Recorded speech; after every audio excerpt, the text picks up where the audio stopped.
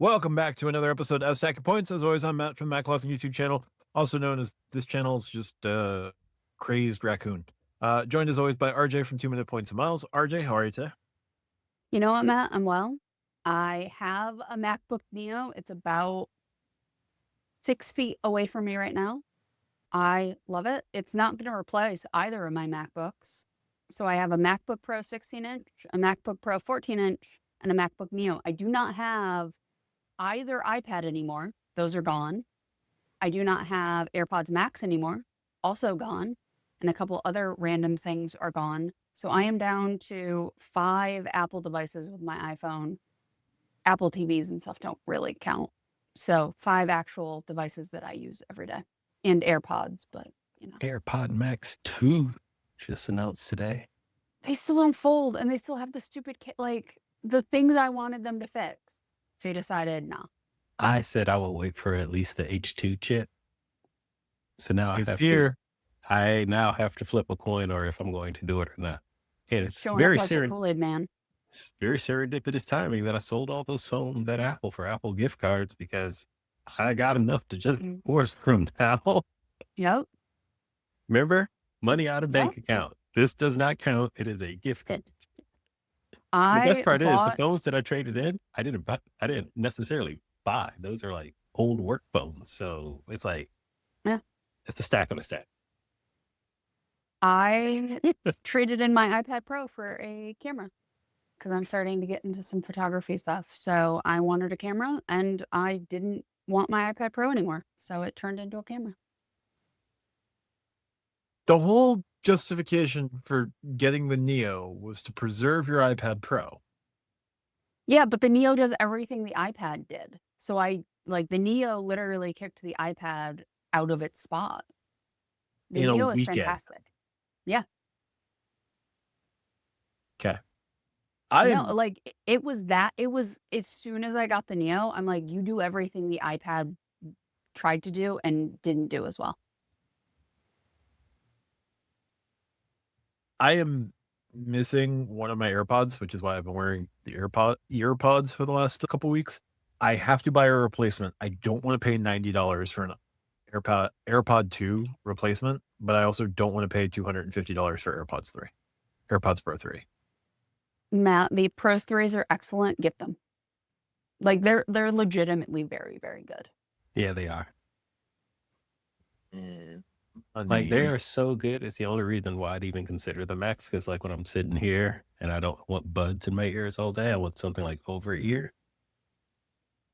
That's how good they are. They actually might make me go get the Maxes just so I don't have to use them all the time. But usually whenever I walk out of my front door, they're with me. They are. Mine live in my pocket or in my ears. Yep, pretty much. Walk the dog, they're with me. Go in the office, they're with me. Go in grocery store. As long as I don't have my son or my wife with me, they're with me. Yeah. They're worth the upgrade, Matt. Legitimately, they're worth it. They are legitimately worth it. Okay. We're also joined by Lani from the Call Me Lani YouTube channel. Lani, whose new approach to things is just spend your money how you normally do. Lani, how are you today? That's not exactly what I said. We're already on one tangent. Let's go down another. It's about organic spend, and we're going to talk about it later. And I could have went even longer on my members only video about it, but I was already at half an hour, so I had to cut it off. But your AirPods, would they count as organic spend, Matt, or no? That's the question. I'm stuck in right back, folks. I'm stuck in a cycle between me and my partner right now, between wants and needs with spend. And they're partially a need, but they feel like a want. But you also spend a lot of time doing podcasting and video editing, and having better sounding headphones will make your editing better, which will get you more money on monetization and on subscribers. There's that. And it is technically a business expense. There you go. I could theoretically write them down next year. Problem solved. On Also, I have no idea what tax software I used last year, and I should do my taxes. Anyway, as we are wont to do, we like to do viewer questions. Our first question comes from Keith, who asks, another day, another Hilton devaluation. With all of the devaluations and new hidden redemptions saved exclusively for programs top tier customers. I don't know if they're that far, but they're not far off. Are you making any adjustments to your setups? Do you feel that we should really pick our partners and double down on them? Lani, I'll throw to you first. Oh, you would throw it to me first. Let's see. I only have a 50% option here. I guess 33 if I wanted to answer the question first. So before I actually jump into the question, I promise I'm not starting off with a tangent. I was thinking about this whole devaluation cycle. It always happened. There's always another devaluation that happened, and your points are not going to be worth as much as they were before because either something costs more, they cost less, inflation, et cetera, et cetera, et cetera. But in the spirit of relativity, for the people that just got started, maybe their first card came today. To them, it's not a devaluation. They never had it. To us that feel like we've lost something, then it is a devaluation. But we only feel like we lost something unless we can find a loophole.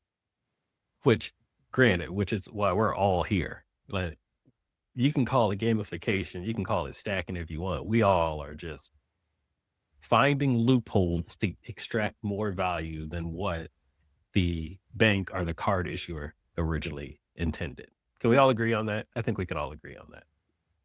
So when I look at the question from Keith, and everything I just said has nothing to do with Keith specifically, but the new hidden redemptions exclusively for programs, top tier customers, am I going to make any adjustments to my setup?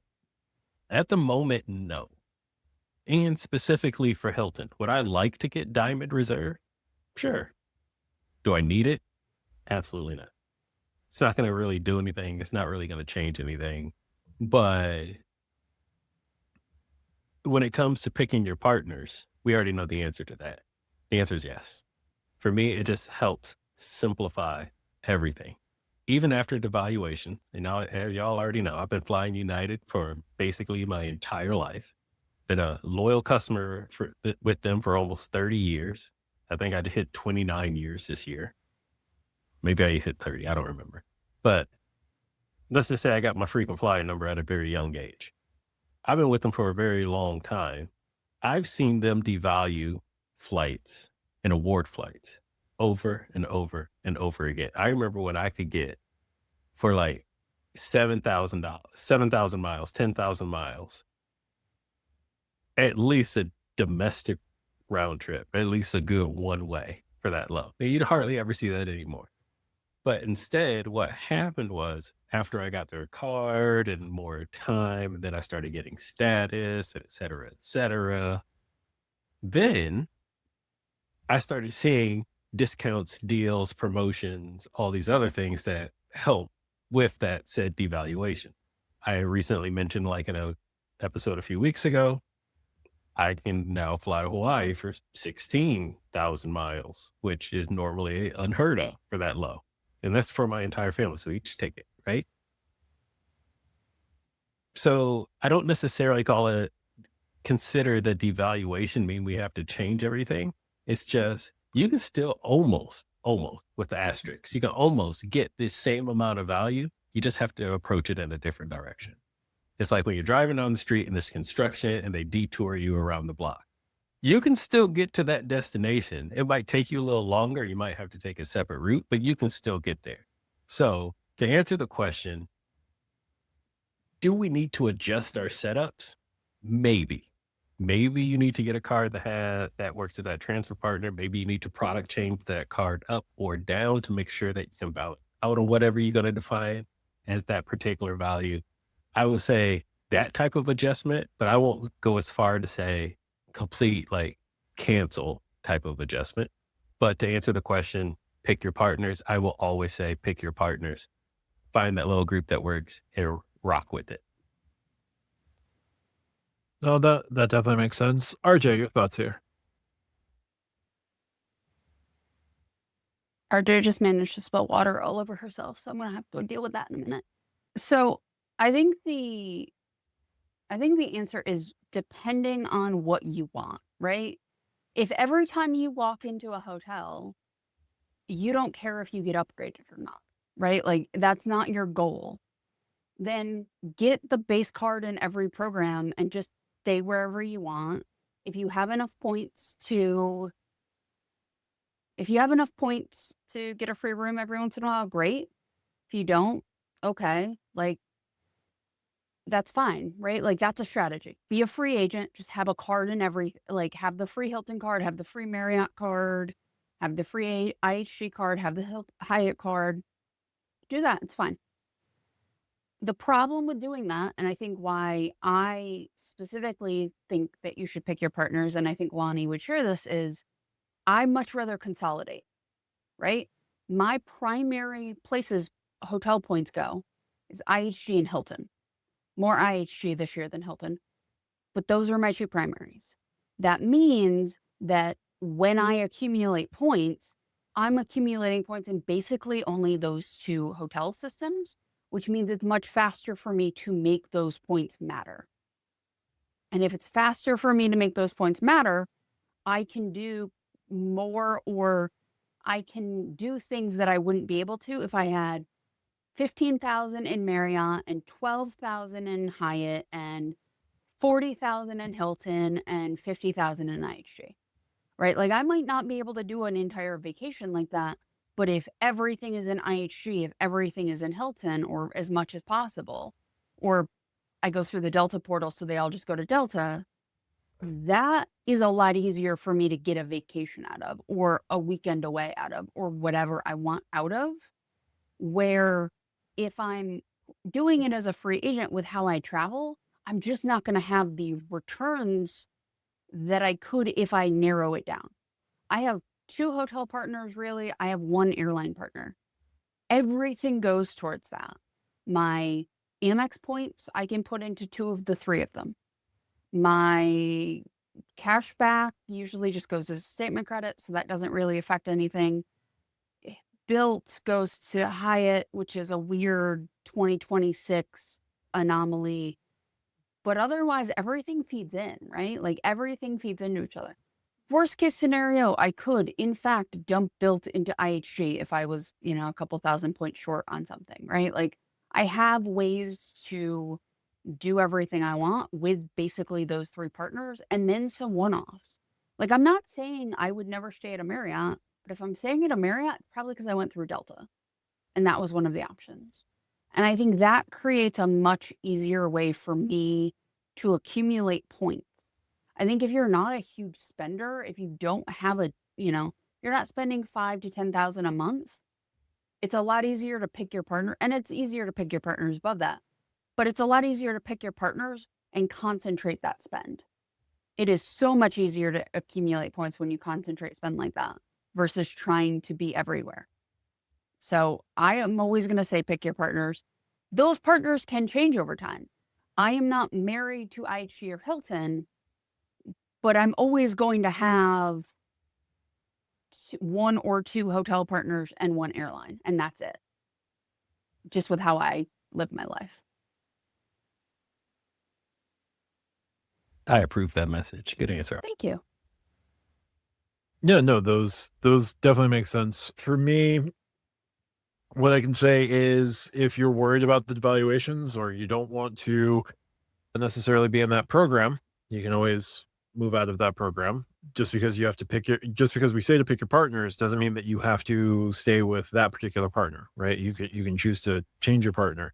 I do think one of the things though to kind of move off of the devaluations, or maybe sort of shield yourself against the devaluations, one of the things that we don't really talk about in this community at large is you do have to start with some cash bookings. And a lot of times it doesn't make sense. It doesn't make a lot of sense to burn points on a relatively inexpensive stay, right? And so, you could do Hilton Garden Inn for like $140 a night, do 2 or 3 nights at that, pay cash straight up, right? I know that a lot of time, like Lonnie wants to ideally not spend any money out of the bank, right? So he's not necessarily going to prescribe to the Hilton Garden pay cash necessarily. He will if he has to, but ideally not, I assume. Thumbs up from Lonnie. Cool. Okay. But there's also the idea of just like accumulating your points to eventually use toward a bigger, more ambitious stay. So one of the things right now with the recent Hyatt devaluations, I know I'm talking about Hyatt and Keith is asking about Hilton, but just bear with me a minute. One of the things you can do with the Hyatt devaluations or planned devaluations or whatever's going to happen with the chart next month, you can go through a Chase as your regular issuer. And the Chase travel portal on the Sapphire Reserve is 8 times points per dollar. If you know that the redemptions that you get at Hyatt's are typically going to be 2 or more cent per point, and they're becoming a little less frequent, but like bear with me on this hypothetical.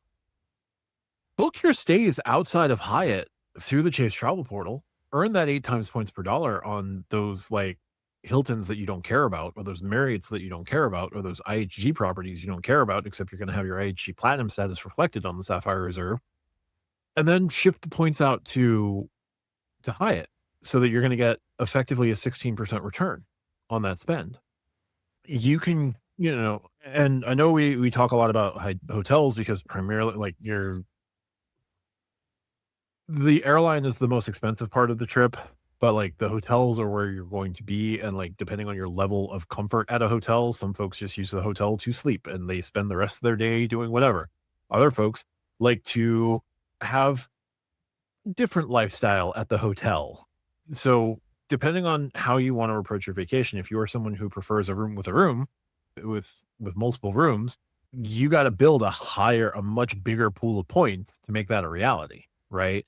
If you're someone who is cool with the studio setup of just like a king bed and a sofa bed, and you don't really care whether or not it has an extra room or whatever, cash is probably king for you. Or MQDs are probably king if you're RJ. But I do think that there is, other ways to approach things. You can straight up pay cash and just use those smaller hotels to build to the bigger hotel, right? Like a Hyatt house, pay cash at the Hyatt house to build enough Hyatt points to stay at the Park Hyatt. That's the way we got to play this game sometimes. It's not always going to be welcome offers. It's not always going to be, that organic spend, your regular organic spend, because let's face it, on the returns on some of these cards, that's a lot of spend. And you can't always guarantee that you're going to get that room at the Park Hyatt, especially if the Park Hyatt is going to go to every day is top in their category system, because what top on a category 8 is going to be what, close to 90,000 points or something like that. I don't know off the top of my head. Doesn't matter. But like, you can maybe earn enough points on your day-to-day spend to maybe get one night at the Park Hyatt. But the plan for that vacation isn't to do one night at the Park Hyatt. It's to do multiple nights at the Park Hyatt. So, you do kind of have to approach things a little bit differently right now, especially with the number of points to get those big nights, at the big properties. Like, you want to spend a weekend or you want to do a week at the Waldorf Astoria, book your Hilton Garden Inns on cash. Use your Hilton Aspire, and you'll slowly build up your point total that way. You can. Or you want to do that night at the Park Hyatt, just do all of your hotels that aren't going to be that Park Hyatt stay through the Chase travel portal with the Sapphire Reserve. 8 times points per dollar on those hotels. Do all your travel spend that you can afford to on cash through the Chase travel portal. 8 times points per dollar. You'll build up your points that way. Is it the best way to approach it? Not necessarily, but it's probably going to be the easiest way to offset and build the point pool necessary to do those higher tier redemptions. I mean, you can do the same thing with the Platinum. Go through the Amex portal. Yep. You get 5x. Yep. City is what, 47x to go through Cities Portal, something like that. It's 12 on the City Strata Elite. It is 10 on the City Strata Premier. It is 5 on all the other cards. Right. So like all of these portals can get you something, right? Like I use Delta, I get 3x Delta miles if I use my Delta Reserve, and then however many miles for that particular thing. So I can get a decent amount of miles for a hotel stay. I spend cash a lot, especially on hotels. I think Matt's spot on. Like we talk about using cash like it's a moral failing, and most of us are using cash for most things. Yeah. Like you should have and Rewards Masters mentioned this like on a bunch of his videos. Like there should be a floor where unless your point total is really going to beat out your floor, you should just consider anything below that floor just a cash only stay. Like if you can do, $100 a night for 3 nights, it doesn't make sense to burn, depending on the property, anywhere from 6,000 with Hyatt and maybe 3,500 with Wyndham to what some places that are 140 a night or like 50,000 Hilton points. Is burning 50,000 Hilton points on $140 a night hotel really worth it to you? Like to have no money come out of pocket, maybe. But if you want to do a Waldorf later on and you don't have the free night certificates built up, you're going to have to earn your points somehow. It's also, and I think this is an important point, not everyone wants to stay at the Waldorf Astoria. Not everyone wants to stay at the Conrad. There are people who are incredibly happy staying. I don't want them all to stay there either. So please go find Right. another hotel. But like there are people who are happy to like get a double tree. Like they travel a lot and that's all they care about, right? Like double tree level, maybe a little better. Like we talk like these devaluations and they are hitting everyone at a certain aspect, but we talk about the devaluations like the double tree is now 120 a night across the board everywhere you go. And that's just not true, right? Like I know where Keith likes to stay and I respect it, but he's getting hit harder because he's at the very top end or upper top end, right? Like I haven't really been hit with the Hilton devaluation in the last couple because I usually stay in the mid-tier Hiltons, like an actual Hilton or a DoubleTree or whatever. And I'm okay with that. And I'm happy, like I don't need the room in a room. So I'm good. So I think we have to be careful that we're talking about devaluations and what specifically we're talking about, because not everyone has the same experience in that way. Oh, for sure. And if you're really worried about devaluations and you're really worried about, all of that, change partners. Check out Journey Rewards. Journey Rewards is a really interesting new program. You can earn 5x Journey Rewards per dollar on a bunch of different properties all across the country. They do a bunch of different property types. If you want to do like an Airbnb type thing, they've got those. They've got A-frame houses. They've got tiny houses if you want them. I don't know why, but that's fine. You got boutique hotels. You've got like if you're somebody who likes to stay at Curio and Tapestry and the Autograph collection and the Unbound collection, like buildings with character, Journey's got them. And they're not super expensive, like $230, $240 a night. Like, and I understand that $240 a night for like a 5-night stay is $1,200. But like you can take the same tact, earn your points with Journey, at least 5x per dollar just for being a Journey member, and like start with some of those like lower tier properties, lower end properties, build up your point total, and then make that aspirational booking. Like we do kind of have to start thinking about things in terms of like not just cash budget, but points budgets as well. Like we're not always going to be able to do all points all day, all the time. You are going to have to supplement with cash, and it's just how you determine to supplement with cash will be how you make your next moves in the game. And it also, like, if you do a lot of work travel, you might be able to do all of your personal on points. If Mhm. you don't have that, you're going to have a different experience. When you pizza instead of French fry, you're gonna have a bad time. I think that properly describes my Monday. I French fried instead of pizza. Pizza. I don't know. Today's been a day. Today has been the quintessential definition of a Monday.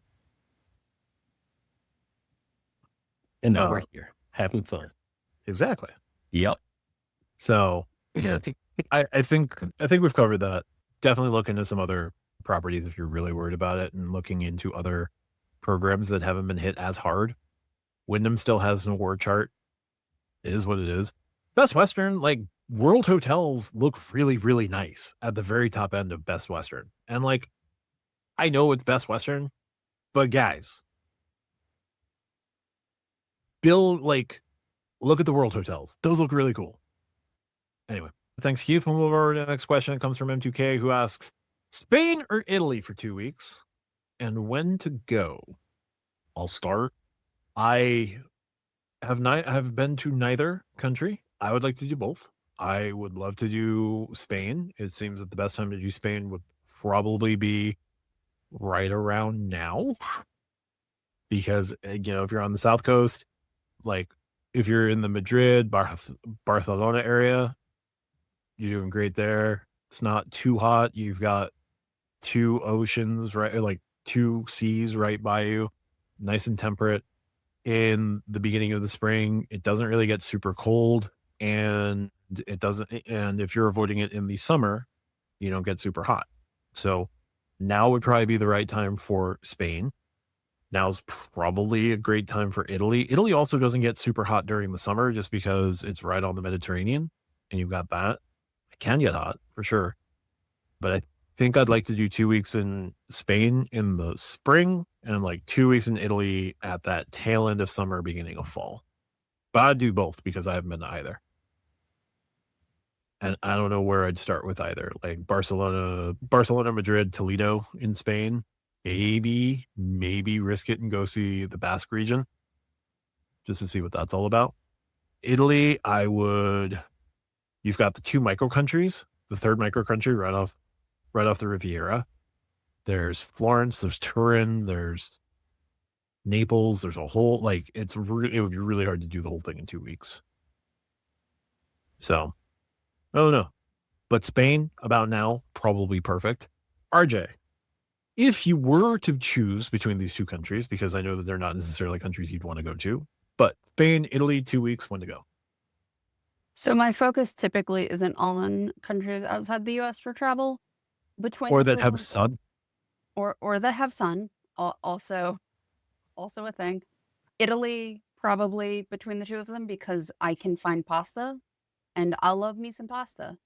I don't eat spicy food, and not all Spanish food is spicy, but on average, I am more likely to find pasta more to my temperature desire than I am to find anything else.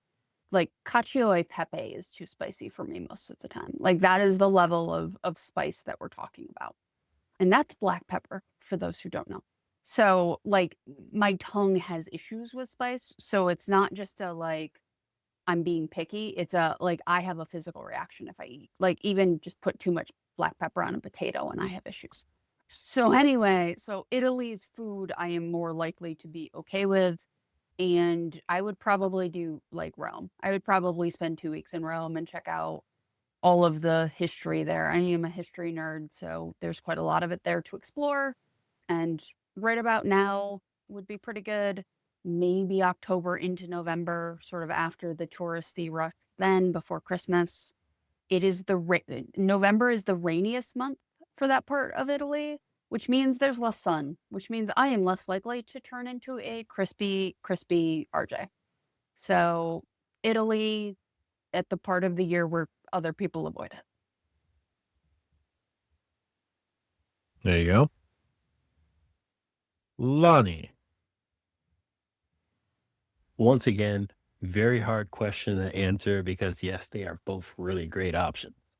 Now, I have spent the last few years in Spain, specifically one city, Barcelona. So I haven't even seen the whole country of Spain, but I absolutely love Barcelona. It is in the northern part of Spain. So this time of year makes it absolutely perfect, like this week, because it's not too hot, it's not too cold. It's more, I don't want to call it early summer, but it's warm spring versus turning into winter, getting a cold or warm winter, like a cold fall, warm winter time.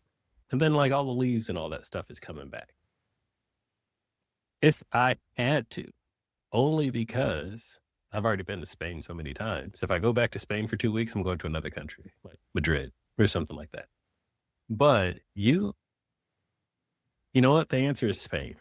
The reason why is because you can actually do the majority of Italy in less than 2 weeks. I mean, if you want to take it slow, then sure, take the full 2 weeks and just hop around from like Rome to Florence to Milan, et cetera, et cetera.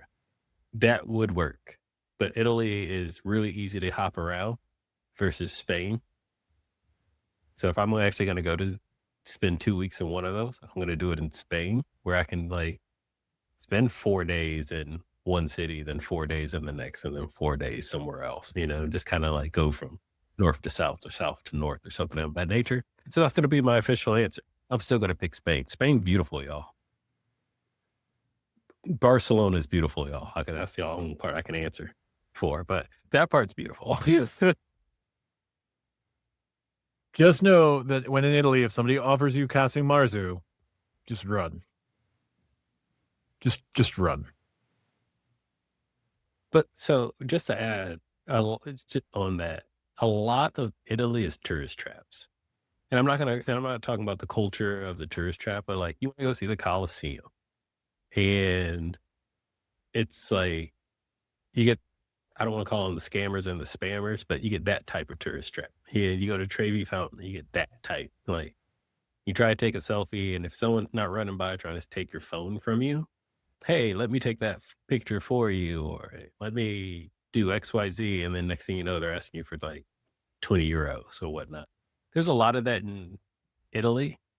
I've never had that in Spain, even in like Gaudi, the Basilica, the Sagrada Familia. I haven't not ever dealt with that type of crowd or environment. So that also makes it just more comfortable to walk around.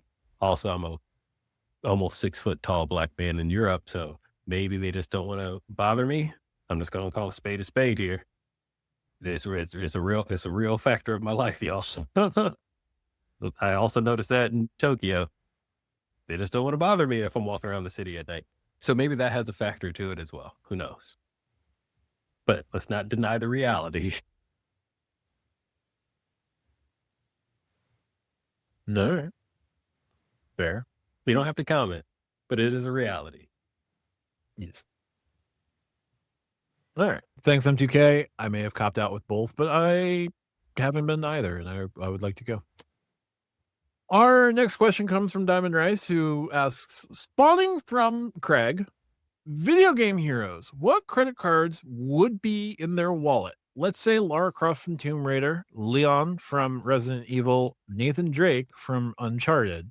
You can research who the character is, etc.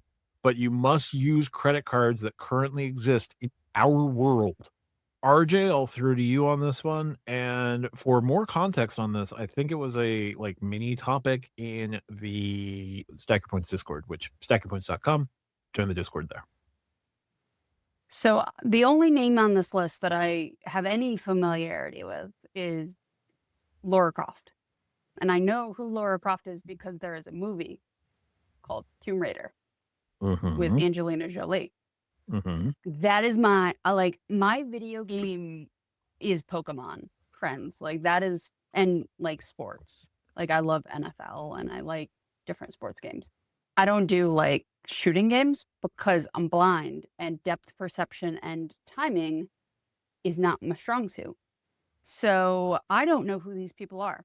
However, I do know, at least from the movie version of Lara Croft, she is fucking loaded. So she probably has a card that none of us have heard of because you've got to be born into like generational British wealth to access said card. Like she and like Charles probably have like the same personal banker. Like we're not getting this card. So that would be my answer for her.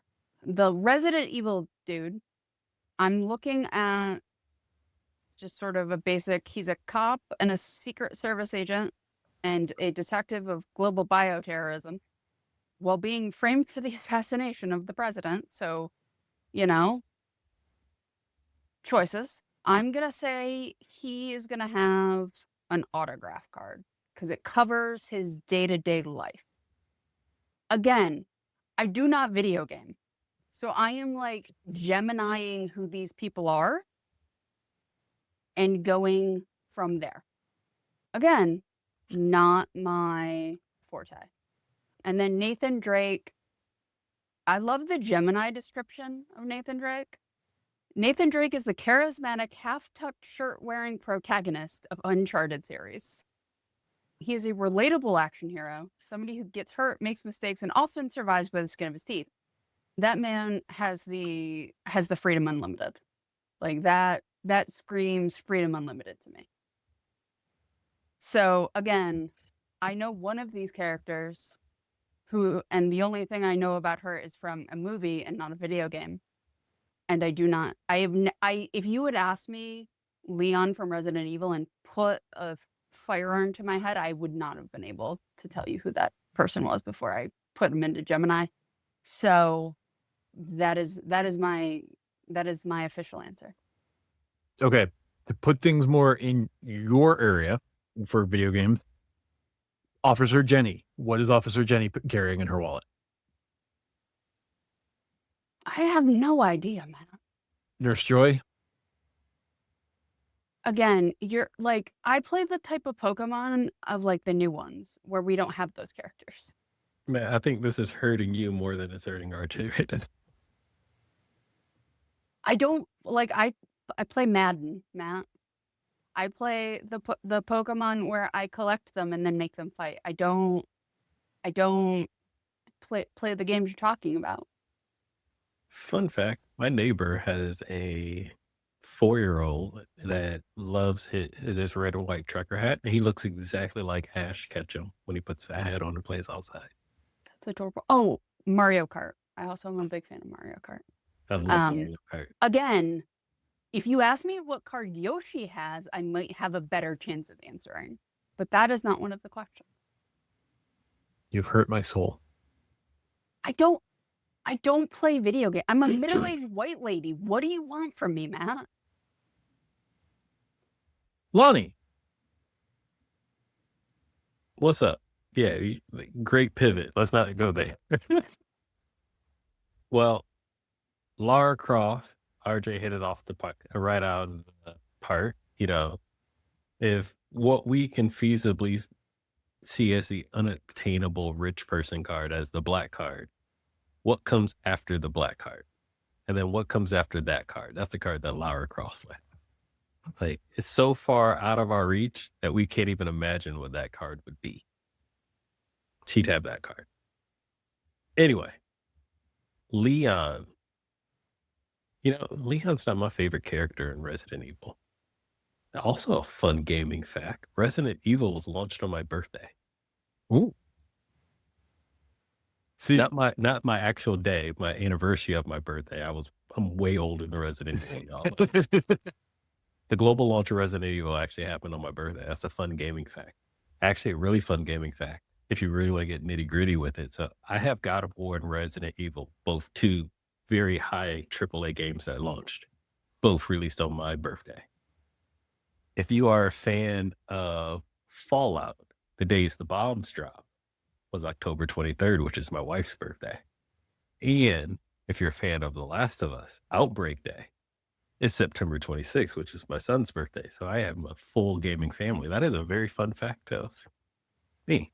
And if I can find one of my notebooks, so my little work notebooks, I always keep those three next to each other because that represents my family and the gaming girl. Fun fact. That's a tangent for you. That's worth the time. All right, back to Leon in Resident Evil. Ashley's stolen his wallet, so it really doesn't matter. Yeah, but like Leon's one of those like type of people that would doesn't really care about his wallet. I mean, he literally is running around an infected city scavenging for stuff. So he doesn't really need like the best card. But before Raccoon City went to shreds, I would say he had a pretty decent card because of his profession. I won't say it's like premium, like maybe Sapphire Reserve at 495, not 795 or 550 at least. But I would say he only carries one. He has one good card that he just uses for everything. I'm going to go for preferred. Leon would carry a preferred, and I got an eyelash that just fell in my eye. Now, Nathan Drake, I love Nathan Drake. Uncharted is one of my favorite series. Sorry, I'm trying to get this out at the same time. Uncharted is one of my favorite video game series, but Nathan's kind of a bum, and he's losing everything all the time. So I think RJ hit it on the head, but he's probably going to have like an unlimited card. He's going to go the Kevin Hart route and just use that one card for everything because he's like, hey, it doesn't cost me anything. And I'm never anywhere that can literally swipe a credit card anyway. So yeah, he's going to have like, I would also say like a Freedom Unlimited. Okay. All right. From the video game characters mentioned, Lara Croft, she has a Coots Silk card. Coots is a British bank. They have a private banking arm. The Silk card is basically what like the British royalty gets. That's the card she's got. I'm not even going to Google that. I don't even want to look it up. As RJ goes to look it up. She's also got the British version of the Amex Centurion card. For sure. Coutts, by the way, for Coots. And so like she's got both of those cards. She good. Leon doesn't, he is going to be a one card carrier, probably because it doesn't matter in a post-apocalyptic zombie outbreak world anyways, because who's taking credit cards anymore? He's got the Traveler to deal with. But if he was going to do a credit card, I would say that he's going to just have like a double cash or a 2% card of some sort, or more likely just have a credit card that doesn't have any sort of reward structure to it.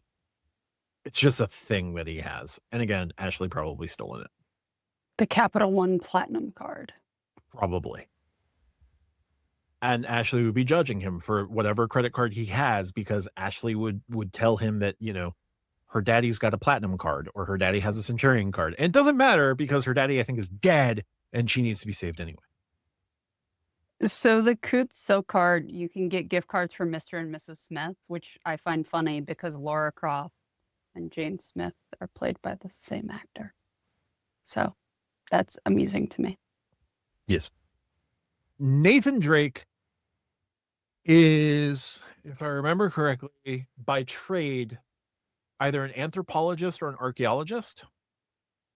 So flying around the world is something that he would be doing.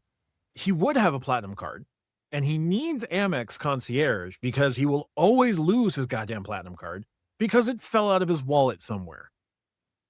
He has a platinum card as his one card solution because he needs the warm embrace that is Amex. The warm embrace that is Amex is also a very good title.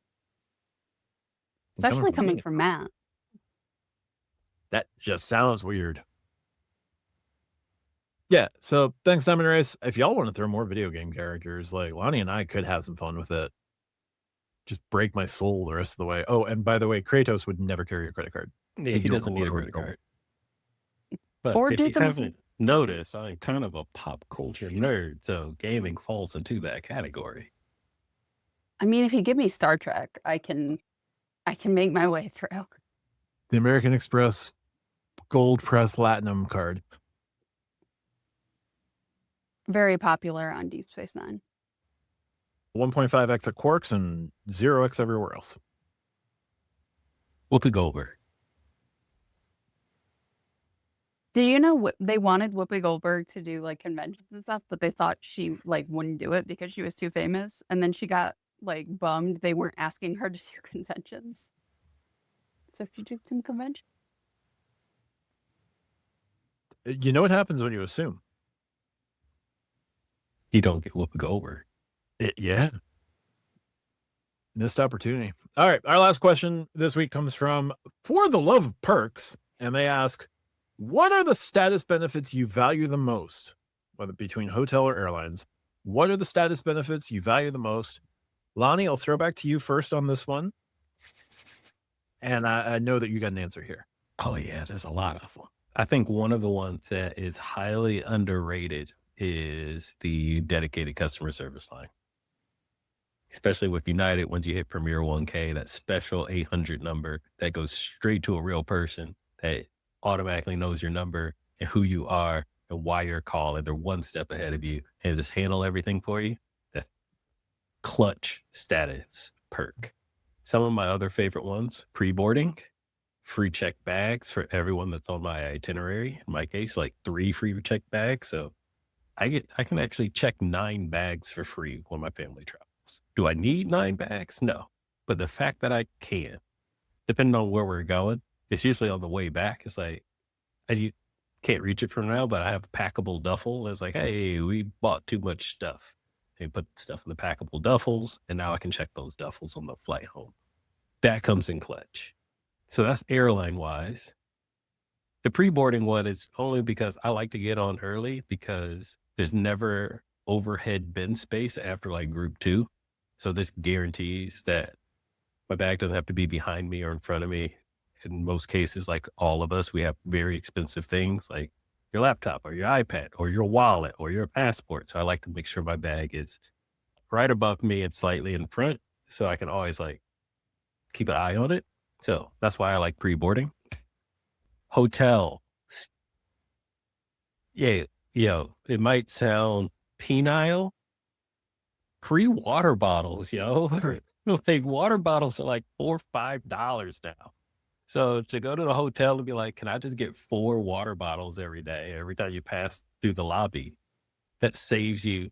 That's literally like, that could be $16 to $20 in water that you can use to go out in the city, put into your personal like thermos. I use a Purist bottle or like a Yeti bottle, Hydro Flask, something like that. But it saves you from having to actually spend money on buying water. We don't necessarily talk about the upgrades, or I don't really use concierge lounge or club level lounges too often, but can't knock the free breakfast either. Depending on the hotel, I'm just going to go back to Conrad. I've never had a bad free breakfast from a Conrad. Just never have. Like steak and eggs, sauteed mushroom is great. Lobster omelet when I was just in Tokyo is great. So yeah, those would be my favorite status perks that I can think of right now. There you go. RJ? I am very similar to Lonnie and everything he said. I also, like, this is going to sound bougie, and it is, but like, you are treated differently when you have higher status. Like, they are a little bit more accommodating when you go to the front desk and you need something, or if something, if a booking falls through for dinner or something, they are a little bit more accommodating, and that can be very handy. Obviously, if you're nice to them, it goes even longer of a way. But the phone number to be able to get to somebody, the water bottle, the free breakfasts, I really like IHG club lounges. So, at a certain point, those can become part of your status, things like that. Also, increased points and miles, like especially with airlines. Like United just did it, where your status very much is going to influence how many points you get. Delta is similar in certain ways, though it's more based on what you're booking in large part. But I can see them going towards something where status is going to heavily influence your point total or mile total. So I think those niceties are nice. And sometimes you get perks. Like I get baggage tags from Delta every year if I want them, that are metal and have my status on them and are, useful to put in places. So it all adds up after a while. Sometimes it's the little things. Yep. Water for sure at hotel check-in. Like it is a very simple thing, but like again, Lonnie mentioned it's $4 to $5. And like, unless you have a convenience store nearby, which let's face it, that's really only an option at lower tier hotels, not the sorts of places that Lonnie's going to. You're not going to see the 7-Eleven across the street from the Conrad. Not usually. Nor are you seeing the Speedway across the street from the Conrad. Not usually. Unless you're in Tokyo, because those fast marts were in 7-Elevens were off the chain. They're not the same in America. Oh, no. They're completely different, and they're walking distance, and that's actually where you want to go. Yeah, it's a far different beast there. I was thinking more like here, not. No. Not I'm not going anywhere. I'm not trying to go anywhere I can buy a lottery ticket. Yeah, exactly. Where a bottle of water wouldn't be $4, it might be, $3.24. So like 76 cent difference. Those super helpful. Dedicated customer service at the higher tiers is fantastic. Having a concierge at the higher tiers can be fantastic. The expanded point earning. One of the key things with the Hilton Aspire is the fact that the Hilton Aspire doesn't just give you 14x on the card. That's the card. You get another 20 points per dollar at Hilton for being a base member gets you 10 points per dollar, and being diamond gets you a 100% bonus on that. So that's how you get 34 points per dollar on your Hilton spend with the Aspire. So like the extra points earning there. And you like United is dipping into, you got to hold not only our credit cards, but status to earn Buco miles per dollar on our seats. The same would be true with American Airlines, but it's not the same model that United's introducing. And United's probably going to do really well with that model. So expect to see it coming to American Airlines. Expect to see it coming to Delta. Expect to see it coming to JetBlue, and whatever the new Allegiant is going to look like. So the expanded miles earning is definitely good. Certain guarantees, like no resort fees on points bookings, or prepaid parking, or like no parking fees, can add up over time for sure, depending on your level of status and what chain you're going that status with. Other things, if sometimes when you check in with status, you can have a complimentary gift that's super useful. You can get guaranteed breakfast or guaranteed food and beverage, or other things that can save up on your stay a little bit here and there. So all of those things can definitely be helpful. Airline status, not a whole lot of airlines do guaranteed upgrades, but being placed on the upgrade list can be certainly useful, depending on if you're traveling, like how you're traveling. If you're traveling solo, being able to go from 32A to 1B, not a bad way to go. But you are going to have to hold status. Well, hold status and not be flying into or out of a hub to guarantee that, or more likely guarantee that. But yeah, like for me, extra point earning is always good, just because I want to, I've burned however many points I've burned on this trip. I want to start building out my points to the next trip. So any way I can start doing that, getting that jump would be good, without having to rely on my credit cards and transferring points over. So a lot of those things can be useful. And one of the things with status benefit you can definitely value, whether it's hotel or airline, the ability to status match over to a new transfer partner or a new travel partner. So let's say you've decided I'm out on Hilton. You've got Hilton Diamond. You can potentially do a status match over to Marriott and be, given Marriott Titanium as a trial run. Then you do the stays or whatever you got to do necessary to keep it. And now you're in a brand new system that you have their second highest status, or whatever the exact like 1-to-1 would be. You can do globalist challenges. You can do like status matches are promotions to get high value customers into that ecosystem. So like Hyatt wants to take Hilton Diamonds and get them to stop being Hilton Diamonds and get them spending money at Hyatt to become globalists at Hyatt. Marriott wants to take away Hyatt globalists and get them to be Marriott Titanium.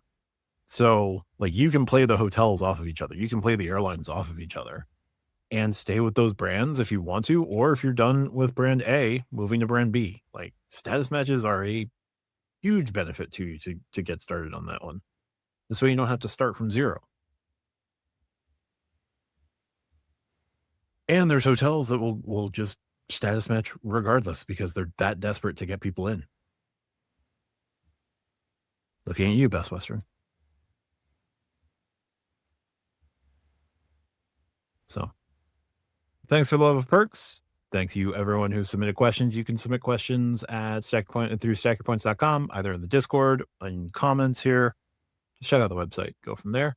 Our news topic, big news topic of the week. We had two things from Marriott drop last week. The first was kind of customer centric, which is nice. They are moving up the top offs for free night certificates from 15 to 25,000 points. Nice all the way around.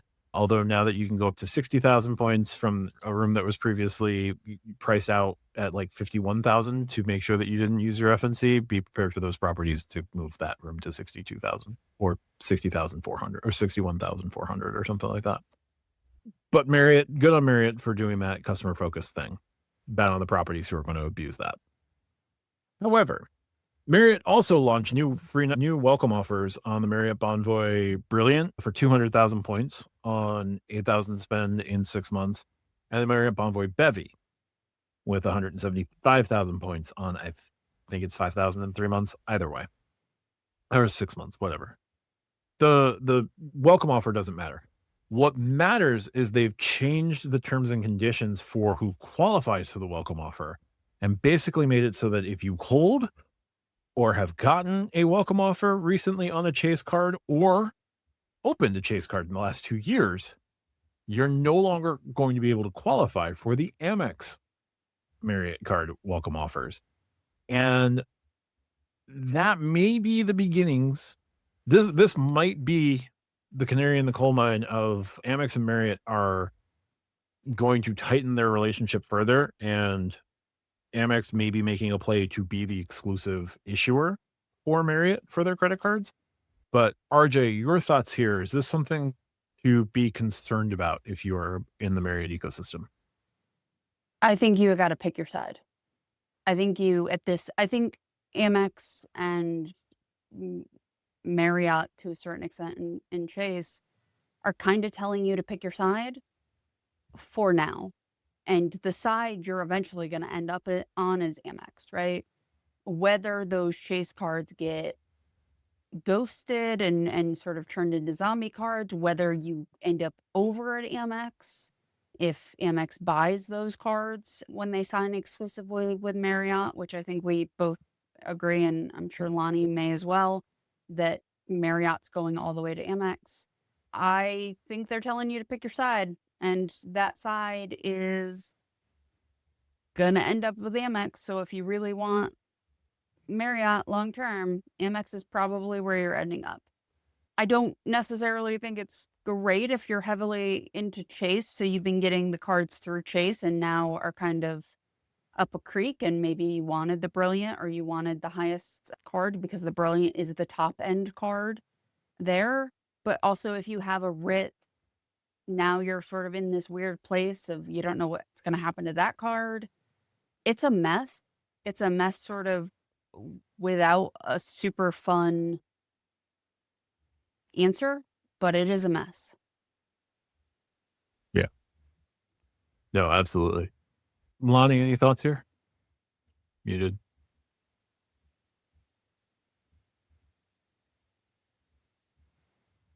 You're muted, Lani. My bad. So not anything new. And I'll say it as this. When it comes to specifically Marriott, I think they are, well, first and foremost, they're doing what's best for them from a business standpoint. Like, full stop. We already know how I feel about these companies that aren't our friend. But by leaning on the Amex infrastructure, it's kind of, the more you pay, the more you get. The pay to play, if you will. The Brilliant card already started off that way. For example, it doesn't really have a lot of bonus categories. It's a 2x Marriott point catch-all card, of course, and you get like your $300 in credit. It's a very, very simple card. But what I actually think that Marriott is going to start doing is not just moving away, leaning more into the Amex ecosystem as a whole, but the best way I can put it, let's see, not necessarily lean into the Amex ecosystem as a whole, but using the Marriott ecosystem, well, evolving that Marriott ecosystem so that you stay within it, so that it's like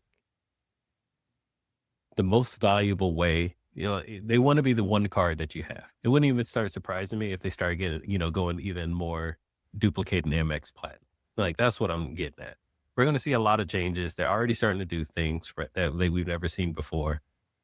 They have a 200K offer. They've never done 200K. Usually caps out at 185. It's capped out at 185 for the last 3 years, and all of a sudden it's 200K. Why? Because, of course, you want more people to sign up for the card. They want more people to stay at Marriott's, et cetera, et cetera. You're going to start seeing, instead of like Amex charge card where I get credits over here, credits over there, and all this other stuff, you're going to see all that type of ecosystem just funnel directly into Marriott. And I think they're going to use that Marriott ecosystem as the jump off point with all these current changes. I know I'm going off on a real tangent here, or a real side quest, if you will, going back to the gaming reference. Why not Hilton? Hilton's already kind of established. Hilton kind of does their own thing, but Marriott doesn't, especially in the Amex ecosystem.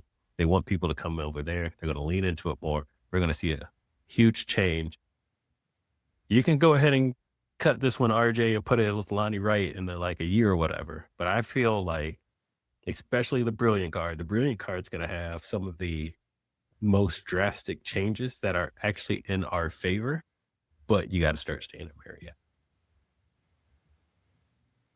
Hotel card that requires you to stay at the hotel? Who would have known? Well, not to that layman's term, Matt, but it's why, for example, RJ had mentioned this earlier. We've talked about this before.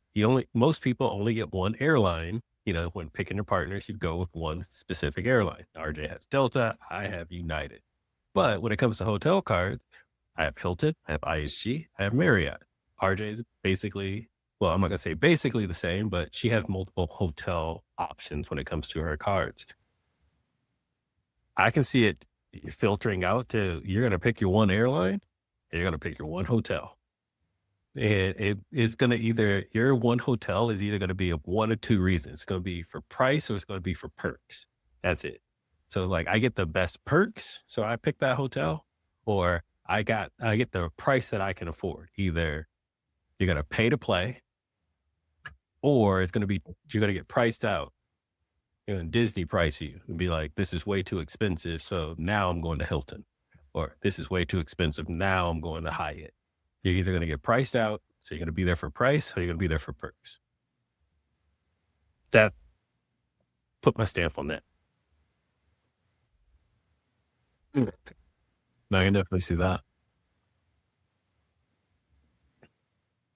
Yeah, so something to keep an eye on for sure. I do think that this is the first inkling that we're going to see in Marriott transitioning all the way over to Amex. What that means for the Marriott cards on the Chase side, who knows? But I think you're also going to see Chase, and I think Chase adding Wyndham as a transfer partner, Chase trying to lock in IHG and trying to lock in Hyatt the way that they are, and the Hyatt stuff is coming. I think that also portends that they think that they're going to lose Marriott, or they've been told that they're going to lose Marriott, and it's just a matter of time. Like, Marriott will have no interest in renegotiating with Chase or negotiating an extension with Chase. So Chase is probably going to start adding other partners. I also think this is probably going to be better for the overall Marriott card lineup Yes. if it's under one house. Yes. Like Chase or Amex, like I don't care so much there, but it will be better for the lineup. I also don't know of another card system where you getting a sub for another bank excludes you from a sub from a second bank. Like even the Visa or not Visa cards, the Amazon cards don't, because one's like a business and one's personal. But Chase has Amazon for personal and Amex has it for business, and I don't think there's any issues there. No, and like the store cards, I think even have their own little welcome offers, and those are issued by Comenity or No. Synchrony. Sorry, I think that either way, it's one of those two banks. Amazon's the only it's like co-brand partner that has 3 separate banks for issuing their credit cards. But Yeah, and I Marriott, mean, they're Amazon, so I don't think people care so no. much. But it is weird that they're in 2 issuers and that Amex is like, yeah, we care that you got it from them. Yeah, especially because Amex gets to publicly offer the highest tier card, and they get to publicly offer the business card, and they both have that 250 tier card, but don't get either 250 tier card because both of them are trash. So, yeah. It's weird, it needs clarity, it needs fixing, and going to one issuer is going to fix that. Does the Ritz card move though? Like, what's going to happen to all those Ritz cards, Matt? I think they just become Sapphire Reserve. I have no idea. It's going to be a bloodbath. Yep. Part of why Chase needs a card, either moving the Sapphire Preferred up to a mid-tier card and reintroducing the Sapphire at 95 or 150, or introducing the card between the Reserve and the Preferred, will be to offload all of those Ritz cards. But that's a determination for another time. Like, they don't have to do that right now. But sooner than later. And I have to double check when that contract expires. I thought that contract ran until 2029. Maybe it's 2027. If it's 27, Marriott's already told Chase they're going to pound sand. All right, so let's go to topics. Our first topic, RJ, what's your topic this week? So I watched some Futurama this weekend, which sort of led me to think about the ending of Futurama, where the idea of let's do it all over again comes into play. If you went back in time before you got super into credit cards, would you go down the rabbit hole again? I'm not saying to change things, right? Like, I'm not asking if you went back, what would you change? I'm asking if you went back, would you go down this rabbit hole again? Or would you maybe get 1 or 2 cards and just never get into it the way you have? Lani, I am going to start with you on this one, sir. I'm going to go down the ladder. I probably am not going to do this the exact same way all over again. Part of the reason why is because if we're following Futurama rules, okay, pop culture nerd coming in, I will actually be able to, because Futurama didn't do string theory when they travel through time, which means they stay on one single timeline, which means I would actually know what's coming in the future. Thus, I would actually know like my place of employment and my salary, which means I would have picked a completely different credit card path, knowing what was coming in the future.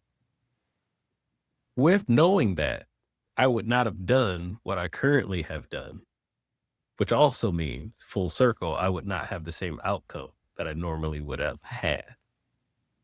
Oh yeah, we're getting deep into this. I love Futurama, by the way. Great show. New season's not so great. The original ones are awesome. Best storyline written. Better than The Simpsons when it comes to storyline. One giant unified storyline, that is.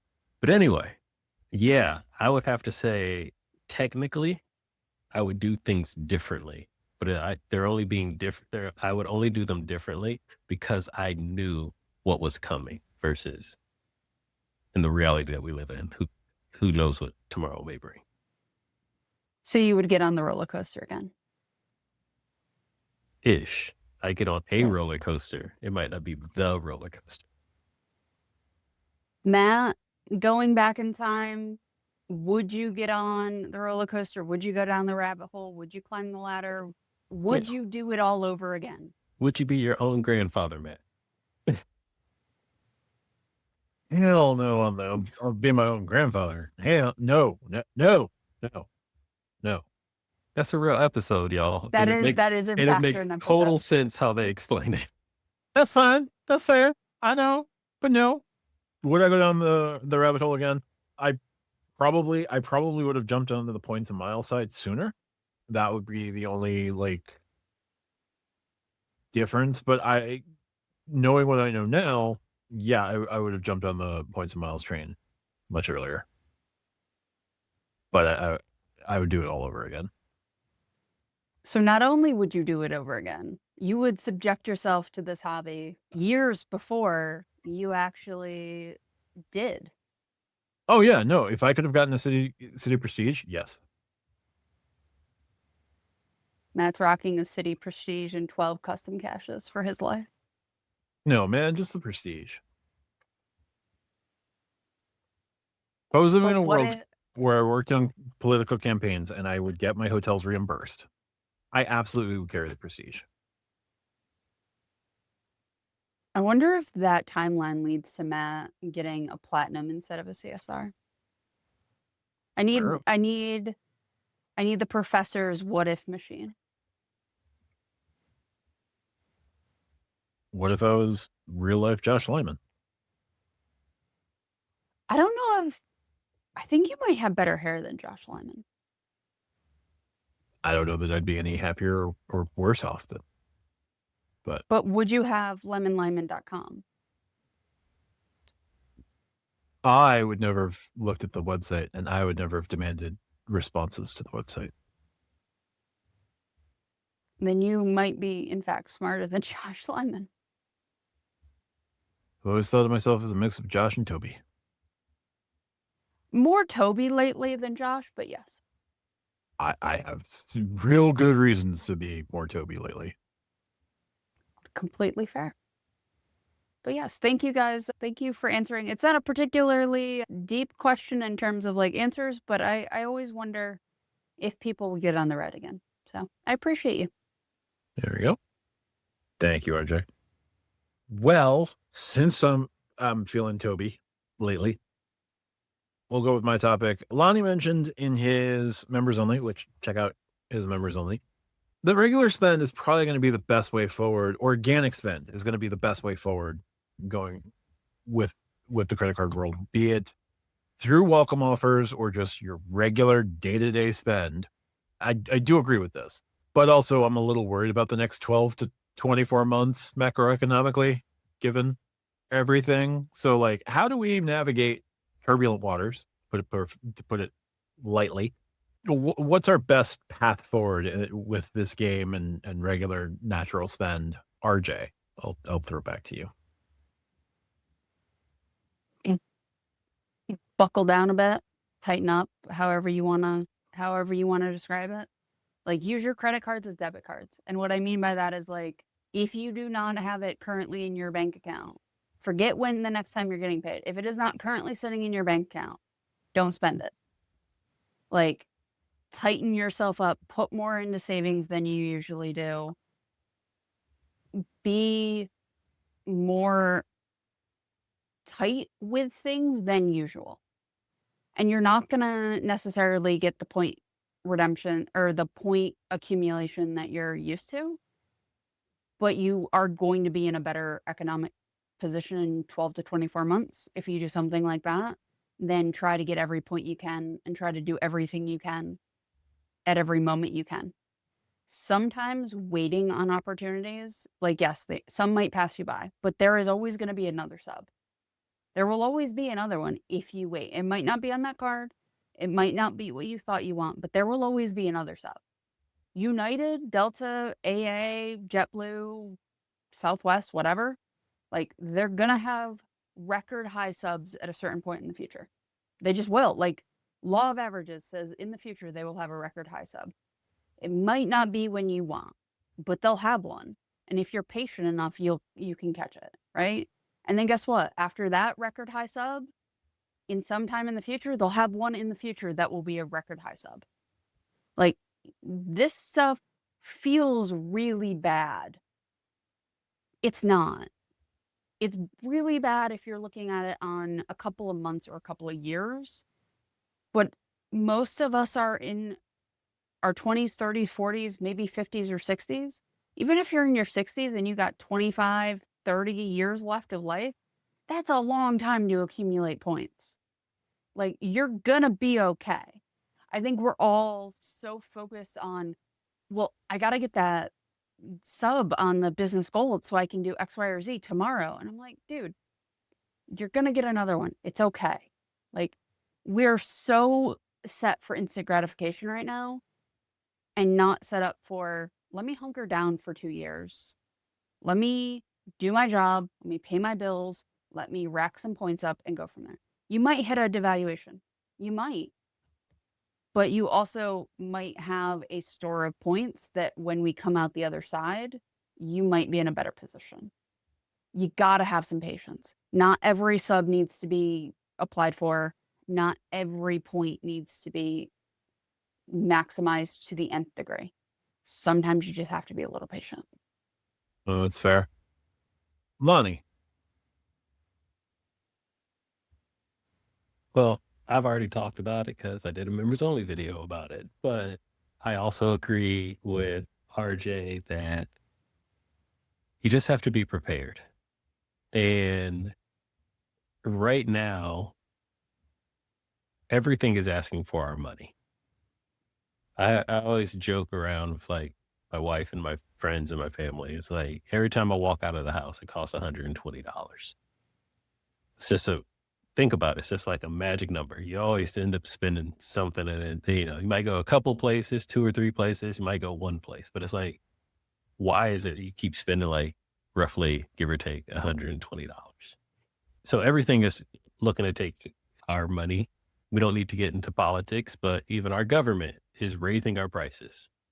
Our prices are up. I don't care. Like I said, we don't need to get into political stuff about it, but your prices are up. Gas is up, energy is up, food is up, etc. Prices are up. And as Matt loves to say, when prices go up and we pay them, there's absolutely no reason for them to ever come back down. And so you got to remember these cards, yes, it's a game. Yes, it's a tool, and we use them in a specific way, fully pay them off to maximize the rewards, et cetera, et cetera, et cetera. Use your card as a debit card, of course, but they are still cards, businesses, and banks that run these things that literally rely on taking our money. They're going to find a new way to take our money. This is why you get 1 cent per point. You spend $1, they give you back a penny. Come on, man. Like, you're telling me that's a good deal? Like, it's part of the game, right? Could they give us more? They can, because they give us 3x on dining. So you would know they can give us more, but they choose not to. So when it comes to how we use these cards, we have to be more stringent. And that's where my conversation around organic spend comes from. It's like not just being financially savvy. I'm not even going to say frugal. Enjoy yourself. I mentioned it in my monologue of my members only video. Like, if you want to buy ice cream, go buy yourself some ice cream. But it's how and when you buy the ice cream that's takes it out of organic to frivolous. It's okay to splurge a little bit. Look at this wall. I've splurged a little bit once or twice.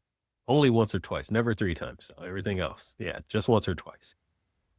It's okay, right? And so I'm not saying you have to eat rice and beans, save every penny, and invest all those pennies, and don't ever, pay for anything outside of, food, heat, and shelter and water. No, but it's going to come to a time, and I think we're coming to that time, where what you put through these cards or how you use these cards is going to be way more important than the rewards that you get back or the perks that you get out of it. Yes, you can still gamify it. Yes, it can still be a tool. And yes, it can still help you achieve whatever financial or travel goal that you want to achieve. But how you actually put money through it is going to become so much more important than before. We're already, and like I said, we've already started seeing it. Why are half the cards in my wallet like $300 annual fees or higher? it didn't used to be that way. It was actually the exact opposite, where half of them were under maybe $100, maybe 150 was a high one, except for like a CSR, which used to be under $500. You know what I mean? It used to be $450. That's almost doubles now. See what I'm saying? Like these types of things. And the thing is, they can raise it $300. They can raise it $200. They can raise it all the way up to almost $1,000. And we keep paying it. It will never come. The $1,000, and I'm not talking about like a black card, the $1,000 annual fee is not that far off. And I think Amex could have did it. And they were like, I don't think people are ready for that yet. So they dropped it down to good old American way. It's like, we'll do $900 and take $5 off. So it's $895. Good old fashioned American way. $9.99, not $10. It's $9.99. You know what I mean? Popcorn pricing. P.T. Barnum. Go look it up. Great marketer. One of the greatest marketers outside of Walt Disney of our generation, of our time on this earth. So I will say, just be cognizant. The subs are slowly becoming less valuable outside of organic spend. Like, just because it's a great sub, we've talked about it. You know, RJ has agreed with me a million times. Like, you don't need to go spend, just use Marriott in the $200K, or even Hilton in their $200K or $175. You don't need to spend $4,000, $6,000 for a reward where you're only going to get 2 nights, where 2 nights cost significantly less than $4,000. So just be cognizant of what you're spending and how you're spending and what you're putting through the card, where a sub can make sense if it's organic. But if it's not organic, it doesn't necessarily financially make sense anymore. So just be aware of what you're putting through it and how you're putting through it. That's all I ask.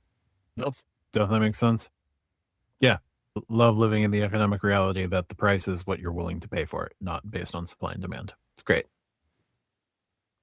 Just the best. Yeah. Amex and Chase and all these banks ain't running out of cars. They only literally keep printing them as long as we keep hitting apply. Mm-hmm. There's no like limited, not like limited edition, but limited amount. You don't clip this RJ and be like, Lani was right in 20 years when they're like, we got the new platinum card. There's only 10,000 of them. And it would be gone. It'd be 5 gone minutes. in a second. We would bum rush the applications for that. If that happened today, we would bum rush 100%. That's what Built 2.0 should have did. And they would have no problems. I shudder to think what the annual fee will be in 20 years. Oh, Higher. It will be higher. hopefully by then I'm officially out of the game, where I'm just like, I'm down to like 1 or 2 just good, like probably nothing but a CSR in my pocket. And that's it. And I'm just like, fine, I'll just pay for it. We're just going to pay. You know how China has super apps? Lonnie's going to have the super app version of the United card that just does everything for him, and he only has that. He's just walking around with the dream. Yeah, WeChat and Suica in Japan are literally, why don't we do this here? I know why we don't, but it's just so convenient. WeChat, for anyone that's never been to China, literally, you only need 1 app. You don't even need, that's it. You just need the 1 app and it takes care of everything. They're trying. It's just, it's in the hands of a con man right now. It'll never get off the ground here. There's too many people that want that money where it will never, the people, that small percentage of the 1% would fight over who actually got to control it. It'll never happen here. No. But take all those who would be fighting for it and send them to their own little island. Just keep their money. Anyway. Oh, Lani, you're muting too soon because it's now just your topic. You said island, and I I just wanted to bow out. I just wanted to bow out. I mean, that sort of island. It's just, you said island, and I was like instantaneously bowed out. Okay. So,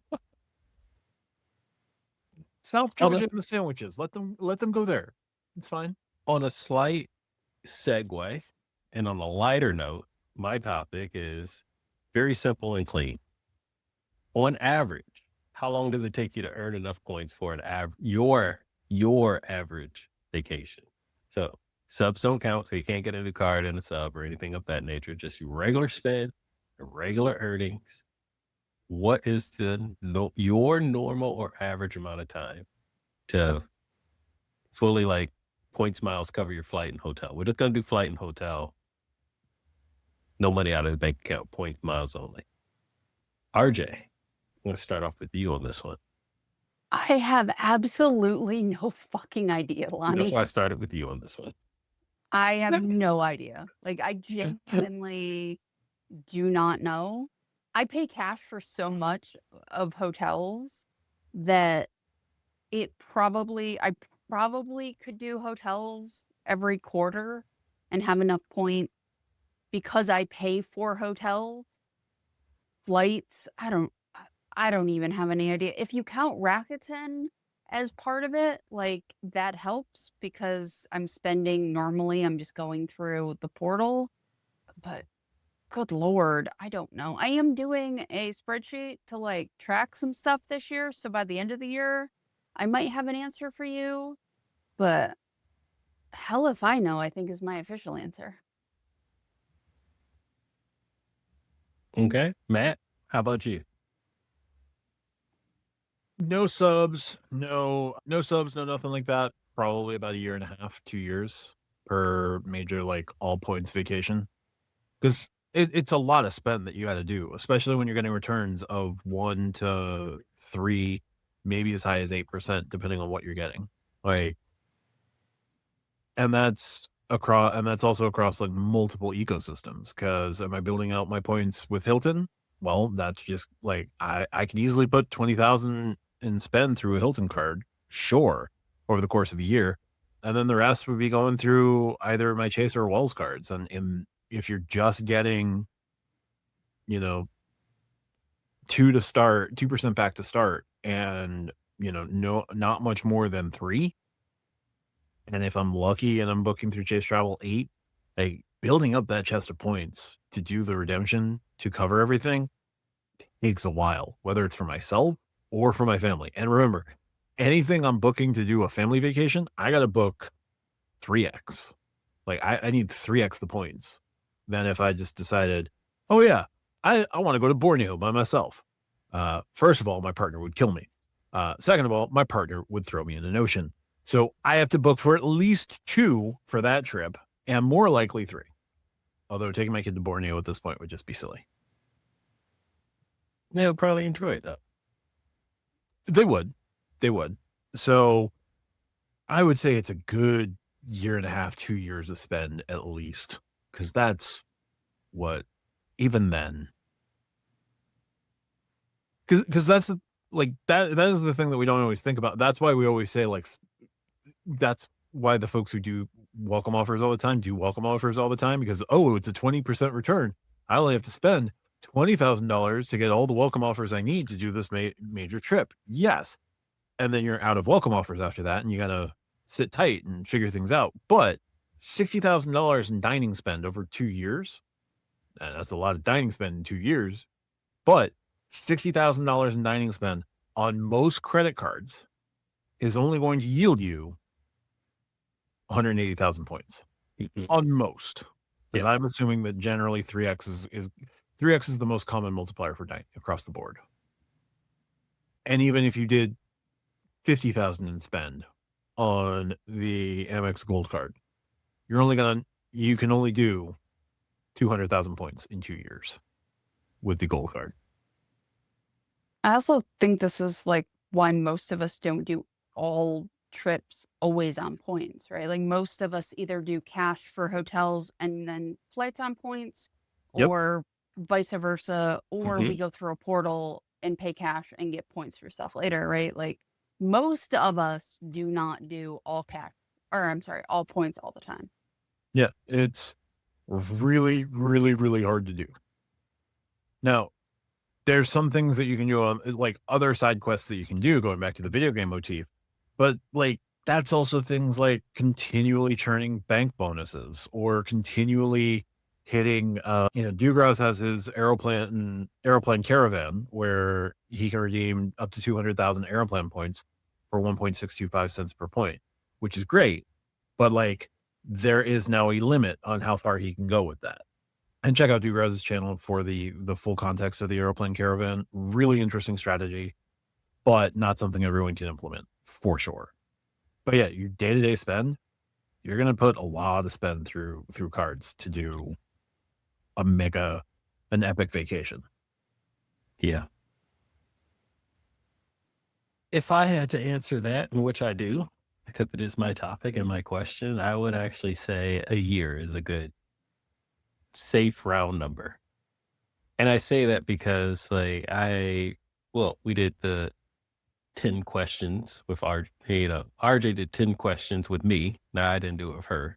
I was there though. I saw her. But like even right now, my 2 go-to cards through the end of March are airline card and a hotel card. And when that's over, I'm switched because there's a topic. The Freedom Flex quarterly categories drop. Can't tell you what the other 2 are. Amazon's one of them, so 5x that Amazon. There we go. Knock that out the way. So Feeding America and Chase Travel. there, whatever. Amazon. So unless you have like a Sapphire card, then the Chase Travel could actually work out in your favor. But I won't necessarily put my Freedom Flex in my wallet because Amazon is online. I don't need to carry it around with me. But then I'll be switching back to like my Amex Gold card. But my Amex Gold card does certain things for flights and hotels, then rolls to platinum for FHR or whatever else I want to do with the Amex travel portal or whatever. So yeah, it kind of keeps evolving and revolving, but I would say a year is a good amount of time. And it doesn't matter if you have high spend, like a family of 3 or you're solo dolo. I think a year can cover you. And the reason why I say that is because I got to buy 3 tickets. If you're solo dolo, you only have to buy 1, maybe 2 if you're being generous to somebody. The relativity, I think, will still pan out to about a year. Yeah. I mean, the only difference would be like Lani probably makes considerably more than I do. It also depends on what kind of trip you're doing, right? Like if you're driving to a fairly nice hotel in a city, that's going to be a very different amount of points than if you're flying to Hawaii. Yes. Right? Like the trip matters as much as how you're accumulating the points. Yeah. Matt can Amtrak it into the city and stay at a reasonable, nice hotel that's a boutique and earn enough points to do that probably in 4 or 5 months versus, getting on a plane, flying somewhere, staying in a, different hotel. Yeah. Which, if Amtrak was properly staffed, which they currently aren't, maybe they could set up some transfer partnerships. But from what I've been told, attempts to add Amtrak as a transfer partner have gone unanswered because there's no one available to do it. Which is probably the least surprising part of all of this. Now we know the answer of why they don't have transfer partners. The fact they have a credit card is honestly a little surprising. Well, I wish that credit card wasn't through the issuer that it's with. I wish it was like with one of the bigger issuers. But like, why is Amtrak not a transfer partner? They seem to have gotten rid of most of the people who would do that sort of thing. I wonder why. Anyway, with that, any final thoughts? RJ? Buy a MacBook Neo. They're great. Did you get one? I do. I have an Indigo one. It's great. Nice. I love it. I legitimately replaced my iPad with it. There is nothing my iPad did for me that this computer doesn't do. And even watching content, I can rest it on my lap, and I enjoyed it more. Ooh, you can rest it on your lap. Versus like with the blankets, you gotta like put the blankets at the right angle to get the iPad. It was Yeah, that magic easy. keyboard on a soft surface is just falling backwards every Yeah. single time. Yep. The iPad Pro had a better screen, but like at 3 in the morning when I'm just watching another episode of something, I don't care that much. Now, Mr. Turnus, if you would like to sponsor Stack Your Points, please reach out to us as soon as possible. Absolutely. I'll Next happily CEO of take Apple. I'll take some Apple money for sure. Why? This podcast is edited by Apple on Final Cut. So like if you want to give us a subscription to all of that, please do so. You can go to stackyourpoints.com and there's a contact us button. What is Turnus's background? Because like Jobs was product, Cook was supply chain. What's Turnus's background? Hardware design. Hardware. Really? Mhm. Huh. He's chief Okay. of hardware right now. And he was Yeah. pushed heavily in New York City at the last Apple event. Sorry, Apple Experience. That actually makes me even more intrigued about the future of Apple. Mm-hmm. I know a lot of people are worried about that, but I think there are certain people for certain things. Apple is already doing really great with hardware design. There's a hardware design and then the blood and guts of your hardware, folks. There's two sides to it.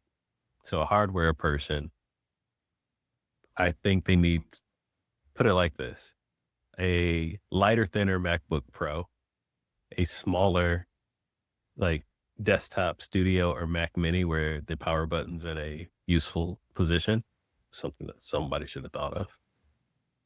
Yeah, I don't know if John was in charge of that one. The iPhone Air, I'm not saying he was in charge of it. I'm just saying like even the iPhone Air might not be the greatest iPhone that's on the shelf right now, but from a design standpoint, you got to give it its flowers. Can y'all put the Pro in the iPhone Air body? I'm sold. I'll be there tomorrow. This thing's a brick. This thing is an absolute brick. And I didn't realize how much of a brick and how cumbersome that could be because I'm American, of course, like most people watching this. But until I was in Japan, that's very phone forward. I never wanted, it was the first time where I was like, man, I want an iPhone Air right now because this thing is getting on my flipping nerves, in and out of pockets, waving it. Just. Yeah, nothing's official, but I can, if I was a betting person, I'd be betting on Turnus to be the next CEO. The only other people who would make sense to me would be Federighi, which he's like, it would have happened by now if it was going to be him, and Saruji, who I think is leaving Apple at some point in the near future. Those are the only other two that I would have thought, but Turnus is like that perfect mix of he's been there long enough, he's the hardware guy, and he will be the next CEO. If he's the next CEO, he's going to be there for like 10, 15 years.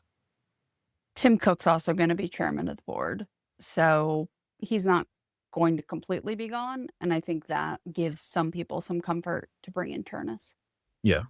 I don't know how they're going to operate operationally, but we'll see. Because they do have a new COO, but I don't know who it is after Jeff left.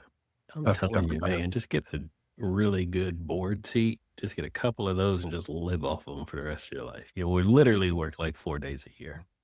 Yep. And Tim Cook's also on the Nike board of directors as well. Yeah, I think that's just a permanent thing between Apple and Nike now. Like, I don't think Nike has a board seat, but I know that Apple has a board seat at Nike.